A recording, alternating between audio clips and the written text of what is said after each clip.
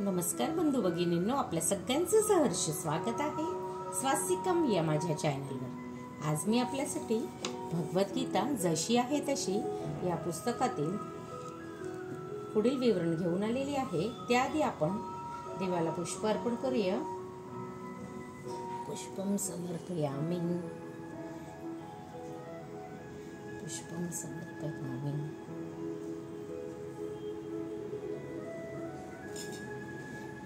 हरे कृष्ण कृष्ण कृष्ण हरे हरे, राधे राधे राधे राधे। नैवेद्य अर्पण करते देवाला।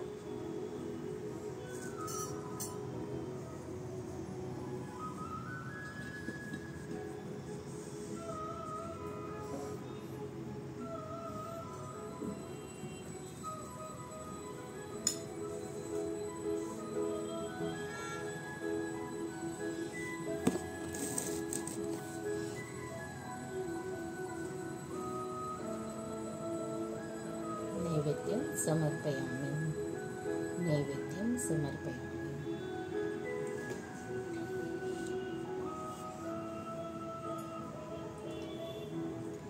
हरे कृष्ण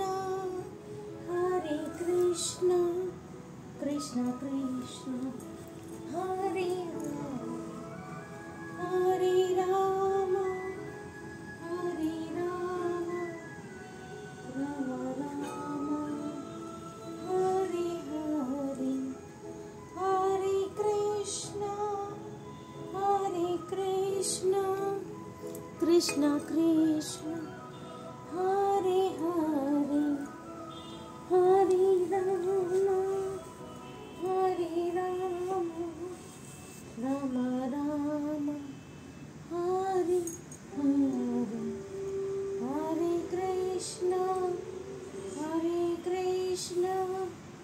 हरे कृष्ण कृष्ण कृष्ण हरे हरे, हरे राम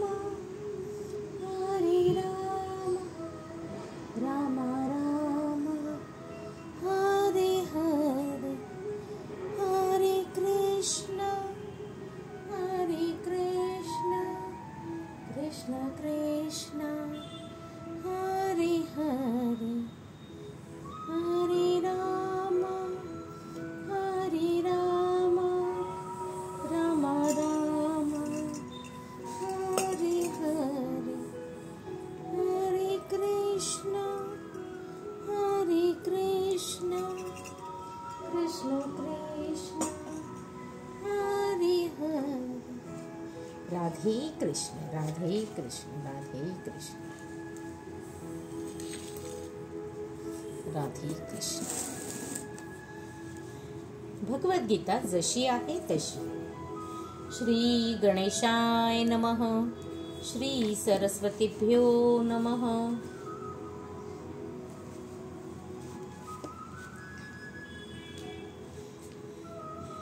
जातस्य हि ध्रुव मृत्युर्ध्रुव जन्म मृत्युस्य च तस्माद् परिहार्यः ते त्वं शोचितुं हर्षि। जो जन्माला आला आहे त्याचा मृत्यू निश्चितच आहे आणि जो मृत झाला आहे त्याचा जन्म निश्चितच आहे। म्हणून तुझ्या अपरिहार्य कर्तव्य पालनात तू शोक करणे योग्य नाही। तात्पर्य, मनुष्याला आपल्या आयुष्यातील कर्मानुसार जन्म घ्यावा लागतो आणि अशा कर्माचा जन्म आणि मृत्यू यांचे चक्र मोक्षाच्या अभावी एक मागून एक फिरत राहते। अनावश्यक खून, हत्या आणि युद्ध या गोष्टी जन्म मृत्यूच्या या चक्रामुळे समर्थनीय ठरत नाहीत, पण त्याचबरोबर न्याय आणि सुव्यवस्था राखण्यासाठी मानव समाजात हिंसा आणि युद्ध अटळ आहे। भगवंताची इच्छा असल्यामुळे कुरुक्षेत्रावरील युद्ध हे अपरिहार्य होते आणि योग्य हेतूकरिता लढणे हे क्षत्रियांचे कर्तव्य आहे। अर्जुन आपले योग्य कर्तव्य पालन करीत असल्याने आपल्या नातेवाईकांच्या हत्येमुळे त्याने दुःखी आणि भयभीत का व्हावे? कायदा भंग करणे हे त्याला योग्य नव्हते, कारण त्यामुळे ज्या पातकाचे त्याला भीती वाटत होती त्याची फळे त्याला भोगावीच लागणार होती।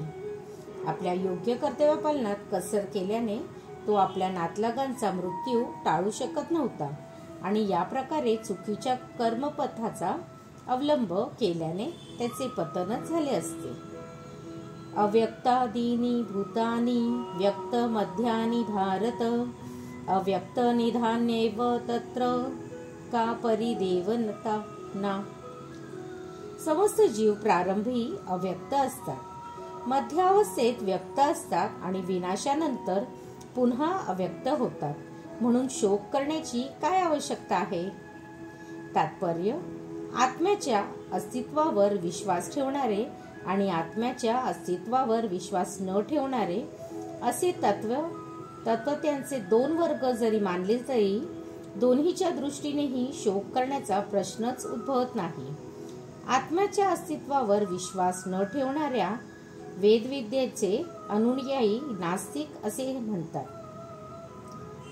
तरीही केवळ वादविवादाकरिता हा नास्तिकवादी सिद्धांत आपण स्वीकारला तरी शोक करण्याचे काहीच कारण नाही. आत्म्याचे स्वातंत्र्य अस्तित्व सोडले तर भौतिक तत्वे ही सृष्टीच्या निर्मितीपूर्वीच अप्रकट राहतात. ज्याप्रमाणे आकाशातून वायू उपयुक्त उत्पन्न होतात, वायूपासून अग्नी, अग्नीपासून जल आणि जलापासून पृथ्वी उत्पन्न होते, त्याचप्रमाणे अव्यक्ताच्या या सूक्ष्मावस्थेतून व्यक्त अवस्था उत्पन्न होते. पृथ्वीपासून विविध प्रकारचे प्रकटीकरण होते. उदाहरणार्थ, पृथ्वीपासून प्रकट झालेली गगनचुंबी इमारत जेव्हा ती कोसळविली जाते तेव्हा तिची प्रकट अवस्था पुन्हा अप्रकट होते आणि सरते शेवटी तिचे रूपांतर कणांमध्ये होते. शक्तीच्या विनाशाचा नियम कायम राहतो, पण कालगतीला अनुसरून पदार्थ प्रकट होतात आणि अप्रकट होतात, हा फरक आहे. म्हणून प्रकट अवस्था असो व अप्रकट अवस्था असो, कोणत्याही अवस्थेत शोक करण्याचे कारण काय? कसेही असले तरी अप्रकट अवस्थेतही पदार्थ नष्ट होत नाही. आरंभ आणि अंत या दोन्ही अवस्थेत तत्वे अव्यक्त राहतात. केवळ मध्यावस्थेत ती व्यक्त होतात आणि यामुळे कोणताही महत्त्वपूर्ण फरक पडत नाही. कालांतराने हे भौतिक शरीर नष्ट होते, पण आत्मा सनातन आहे. भगवद्गीतेत सांगितलेल्या या वैदिक निष्कर्षाचा आपण स्वीकार केला तर आपण नेहमी ध्यानात ठेवले पाहिजे की शरीर हे एखाद्या वस्त्राप्रमाणे आहे. म्हणून वस्त्र बदलण्याचे शोक करण्याचा काय अर्थ आहे? सनातन आत्म्याच्या अस्तित्वाचा विचार केला तर या भौतिक शरीराला वास्तविक अस्तित्वच नाही. हे एका स्वप्नाप्रमाणे आहे. स्वप्नामध्ये आपल्याला वाटले की आपण आकाशात उडत आहोत किंवा एखाद्या राजाप्रमाणे रथामध्ये विराजमान आहोत, परंतु जेव्हा आपले जाग येते तेव्हा आपण पाहतो की आपण आकाशातही नाही आणि रथामध्येही नाही. भौतिक शरीराला वास्तविक अस्तित्वच नाही. या आधारावर वैदिक ज्ञान आत्मसाक्षात्कार प्राप्तीला प्रोत्साहन देते. म्हणून मनुष्याचा विश्वास आत्म्याच्या अस्तित्वावर असो वा नसो, शरीराच्या विनाशाबद्दल शोक करण्याचे काहीच कारण नाही. आश्रय वप्त यश्यती कश्विदेन मार्शर्व वद वदती तथैव चान्यः आश्रय वचय नमस्य शृणोती श्रुत्वापेन वेदन चैव कश्वित. कोणी या आत्म्याकडे विस्मयकारक म्हणून पाहतात, कोणी याचे वर्णन अद्भुत म्हणून करतात आणि कोणी याच्याबद्दल आश्चर्यकारक म्हणून ऐकतात. परंतु दुसरे असे आहे की जे त्याच्याबद्दल ऐकल्यावरही त्याला मुळीच जाणू शकत नाही. तात्पर्य: गीतोपनिषद हे मुख्यतः उपनिषदातील सिद्धांतावर आधारित असल्यामुळे याच प्रकारचा श्लोक कठोपनिषदातही आढळतो, याचे आश्चर्य नाही. श्रवण्यापि बहुभिर्यान् लभ्यः शृण्वन्तोपि बहवो यमत न विद्युः आश्रयो वक्ता कुशलस्य लब्धा आश्रयस्य ज्ञाता कुशलानुशिष्टः. एका महाकाय जनावराच्या शरीरात एखादा प्रचंड वटवृक्ष आणि 1 इंच जागेत असणाऱ्या कोट्यवधी जीवजंतूंची ही आत्मा असणे ही गोष्ट निश्चितच आश्चर्यकारक आहे.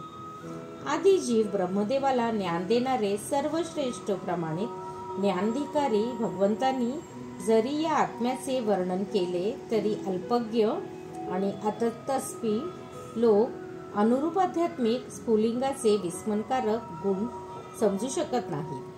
पदार्थाबद्दलच्या स्थूल जडवादी संकल्पनेमुळे या युगातील बहुतेक लोक हा सूक्ष्म कण एकाच वेळी महान आणि सूक्ष्म कसा असू शकतो हे समजू शकत नाही.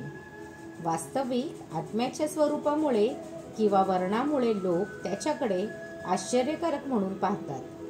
भौतिक शक्तींनी मोहित झाल्यामुळे ते इंद्रिय तृप्तीमध्ये इतके मग्न असतात की आत्मज्ञानाप्राप्तीसाठी त्यांच्याकडे अत्यंत अल्प वेळ असतो.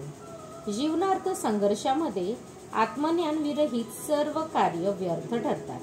ही वस्तुस्थिती आहे.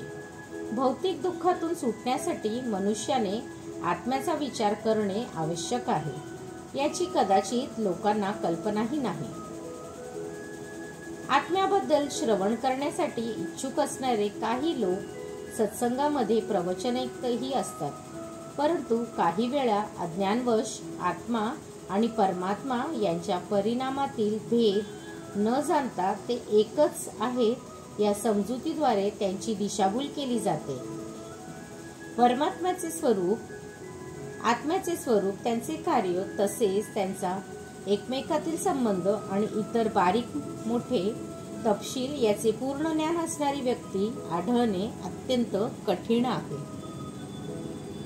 आत्मज्ञानामुळे होणारा वास्तविक लाभ हा आणि आत्म्याचे स्वरूप विविध मार्गाने समजावून सांगू शकणारा मनुष्य सापडणे हे त्यापेक्षाही दुस्तर आहे. पण जर कोणत्याही प्रकारे एखादा आत्मज्ञान जाणू शकला तर त्याचे जीवन सफल होते. आत्म्यासंबंधीचे ज्ञान जाणण्यासाठी अत्यंत सोपा मार्ग आहे. म्हणून सर्वश्रेष्ठ प्रामाणिक अधिकारी भगवान श्रीकृष्ण यांनी भगवद्गीतेत सांगितलेल्या उपदेशाचा इतर सिद्धांतामुळे विचलित न होता स्वीकार करणे, श्रीकृष्णाचा पुरुषोत्तम श्री भगवान म्हणून स्वीकार करण्यापूर्वी मनुष्याने या जन्मात किंवा पूर्वजन्मात महान अशी तपस्या आणि त्याग करणे अत्यावश्यक आहे. परंतु श्रीकृष्णांना याप्रमाणे जाणणे केवळ शुद्ध भक्तीच्या अहेतुकी कृपेनेच शक्य आहे आणि अन्य कोणत्याही उपयोग नाही. देहि नित्यं वध्योऽयं देहे सर्वस्य भारत तस्मात् सर्वाणि भूतानि न त्वं शोचितुमर्हसि. हे भरतवंशजा, या देहामध्ये जो वास करतो त्याचा कधीच वध होऊ शकत नाही. म्हणून कोणत्याही प्राणीमात्रांसाठी तू शोक करण्याची आवश्यकता नाही. तात्पर्य: भगवान श्रीकृष्ण आता अविकारी आत्म्याबद्दलच्या उपदेशाचा शेवट करतात. अमरात्म्याचे अनेक प्रकारे वर्णन केल्यानंतर भगवान श्रीकृष्ण ठामपणे सिद्ध करतात की आत्मा हा अमर आहे आणि शरीर हे क्षणिक आहे. यासाठी आपले पितामह भीष्म आणि गुरु द्रोण यांची हत्या होईल म्हणून क्षत्रिय या नात्याने अर्जुनाने युद्ध कर्तव्याचा त्याग करणे योग्य नाही. भगवान श्रीकृष्ण अधिकृत प्रमाणावरून मनुष्याचे निश्चितपणे जाणलेच पाहिजे की भौतिक शरीरातूनही भिन्न असा आत्मा असतो. असे नाही की आत्मा नावाची गोष्ट अस्तित्वातच नाही किंवा रासायनिक प्रक्रियेमुळे भौतिक परिपक्वतेच्या एका विशिष्ट अवस्थेमध्येच जीवनाची लक्षणे प्रकट होतात. आत्मा जरी अमर असला तरी हिंसेला प्रोत्साहन दिलेले नाही. त्याचबरोबर युद्धकाळामध्ये आवश्यकता असल्यामुळे हिंसेचा निषेधही केलेला नाही. अशा हिंसेची गरज लहरी खातर न ठरविता भगवंताच्या आज्ञेवर आधारित असली पाहिजे. सर्वधर्ममपि चावेक्ष न विकंपितुम हर्षि धर्म्याब्धी युद्धोर्च्य न क्षत्रिय यस्य न विद्यते. क्षत्रिय या नात्याने तुझा विशिष्ट कर्तव्याचा विचार केला असता तू जाणले पाहिजे की तुला धर्मतत्वांसाठी युद्ध करण्यापेक्षा श्रेष्ठ असे इतर कोणतेही कार्य नाही. यास्तव तू संकोच करण्याची आवश्यकताही नाही. तात्पर्य, सामाजिक व्यवस्थेसाठी असणाऱ्या 4 वर्णामधील द्वितीय वर्णाला क्षत्रिय म्हटले आहे व हा वर्ण उत्तम राज्यकारभार करण्यासाठी असतो. क्षत म्हणजे पीडा किंवा इजा. जो पीडा होण्यापासून रक्षण करतो त्याला क्षत्रिय म्हटले जाते. त्रायते संरक्षण देणे. क्षत्रियांना अरण्यात शिकार करण्याचे प्रशिक्षण दिले जाते. क्षत्रिय अरण्यात जाऊन वाघाला समोरासमोर आवाहन देत असत आणि वाघाबरोबर तलवारीची झुंज देत असत. वाघाची शिकार झाल्यावर त्यांचे राजकीय मानसन्मानाचे अंत्यसंस्कार केले जात असत. जयपूर संस्थानाचे क्षत्रिय राजे आजतागायत या पद्धतीचे पालन करीत आहेत. क्षत्रियांना विशेष तत्वे आवाहन देण्याचे आणि हत्या करण्याचे प्रशिक्षण दिले जाते. कारण काही वेळा धार्मिक हिंसा ही आवश्यक बाब असून म्हणून क्षत्रिय एकदम संन्यासाश्रम स्वीकारू शकत नाही. राजकारणात अहिंसा ही राजकीय चाल किंवा धोरण ठरू शकते, पण एक अविभाज्य तत्व म्हणून ती असू शकत नाही. धार्मिक न्याय संहितेमध्ये सांगण्यात आले आहे की आहवेषु मिथ्यान्यो जिघासंतो महिषिक्तः युद्धमानाः परम शक्त्या स्वर्ग यातनपराग्मुखः यज्ञेषु पशुवो ब्राह्मण हत्येने संततम द्विजेः संस्कृतः किल मंत्रेष्व तेपि स्वर्गमवागुना. रणभूमीवर एखादा राजा एक क्षत्रिय त्याचा मत्सर करण्याचे राजाशी लढतो तेव्हा मृत्यूनंतर तो स्वर्गप्राप्ती करण्यास योग्य ठरतो. त्याचप्रमाणे ब्राह्मणी यज्ञामध्ये पशुची आहुती देऊन स्वर्गप्राप्ती करतात. म्हणून धार्मिक तत्व पालनासाठी रणभूमीवर हत्या करणे आणि यज्ञामध्ये पशूंची आहुती देणे या मुळीच हिंसक कृती मानल्या जात नाही. कारण यामध्ये धर्मतत्वे संबंधित असल्यामुळे प्रत्येकालाच लाभ होतो. यज्ञबळीला एका योनीतून दुसऱ्या योनीत या प्रकारे उत्क्रांती मार्गातून न जाता तात्काळ मनुष्य जीवनाची प्राप्ती होते. युद्धभूमिका मारल्याच गेलेल्या क्षत्रियांनाही यज्ञबळी देऊन स्वर्गप्राप्ती करणाऱ्या ब्राह्मणाप्रमाणे स्वर्गप्राप्ती स्वधर्म किंवा विशेष कर्तव्य 2 प्रकारची आहे. जोपर्यंत मनुष्य मुक्त होत नाही तोपर्यंत त्याने विशिष्ट शरीरानुसार मोक्षप्राप्तीसाठी धर्मतत्वांप्रमाणे कर्तव्य करणे आवश्यक आहे. जेव्हा एखादा मुक्त होतो तेव्हा त्याचा स्वधर्म किंवा त्याची विशिष्ट कर्तव्य शारीरिक स्तरावर नसल्यामुळे त्याच्या स्वधर्माला आध्यात्मिक स्वरूप प्राप्त होते. ब्राह्मण आणि क्षत्रियांना शारीरिक स्तरावर विशिष्ट नियत कर्तव्ये नेमून दिलेली असतात आणि त्यांचे पालन करणे अनिवार्य असते. स्वधर्म भगवंताने नेमून दिलेले आहे आणि याचे स्पष्टीकरण 4थ्या अध्यायात केले जाईल. शारीरिक स्तरावर स्वधर्माला वर्णाश्रम किंवा धर्म किंवा मानवाच्या आध्यात्मिक ज्ञानप्राप्तीचे मूलभूत आधार असे म्हटले जाते. मानवी संस्कृतीचा प्रारंभ वर्णाश्रम धर्म किंवा प्राप्त शरीराच्या विशिष्ट गुणांनुसार नेमून दिलेल्या कर्तव्यापासून होतो. ज्येष्ठ व्यक्तींच्या आज्ञेनुसार कोणत्याही कार्यक्षेत्रामध्ये त्या प्रकारचे कार्य केल्याने मनुष्याची जीवनातील उच्चतर अवस्थेमध्ये उन्नती होते. श्रीकृष्ण पर्णमस्तु. शुभम भवतु. शुभम भवतु. शुभम भवतु. राधे कृष्ण. राधे कृष्ण. कृष्ण कृष्ण हरे हरे. राधे राधे. राधे राधे. राधे राधे. श्रीकृष्ण पर्णमस्तु. शुभम भवतु. शुभम भवतु. शुभम भवतु. राधे राधे. राधे राधे.